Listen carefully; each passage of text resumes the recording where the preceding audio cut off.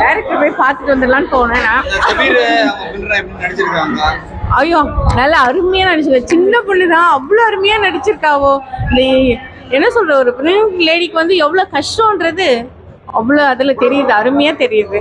ஃபோட்டோகிராஃபர்லாம் சூப்பராக இருக்கிறாங்க, ரொம்ப நல்லா இருக்கு. நல்லா இருக்கு. என்னென்ன படத்தை சொல்ல வர்றாரு?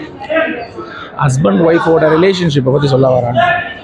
அது ரொம்ப முக்கியம், நம்பிக்கை ரொம்ப முக்கியம்னு சொல்ல வராங்க. இவர் நல்லா பண்ணியிருக்காரு, ஷபீர் நல்லா பண்ணியிருக்காரு, மிர்சா நல்லா பண்ணியிருக்காங்க.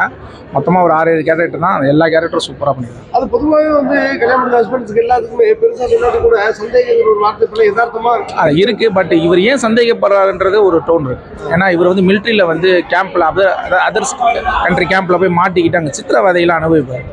ஸோ அதன் மூலமாக இவர் கொஞ்சம் மனநல பாதிக்கப்பட்டிருக்காரு. இவங்க ப்ரெக்னன்ஸ் ஆன டைம் வந்து அவர் இருக்க மாட்டாங்க சந்தேகப்படுவார். பட் நல்லா இருக்கு படம். அவங்க எமோஷனலாகவும் நல்லா பேக்ரவுண்ட் ஸ்கோர் நல்லா இருக்கு. என்ன ஆர்டிஸ்டிங் எல்லாம் நல்லா பண்ணியிருக்காங்க. கண்டிப்பா கிளைமேக்ஸ்ல பெருசா கண்டிப்பா கிளைமேக்ஸ்ல வந்து பெரிய லெவல்ல ரீச் ஆகும். Super, very good film. அதுதான் உங்களுக்கு கேக்குமா முடியட்டும் சொல்றேன்.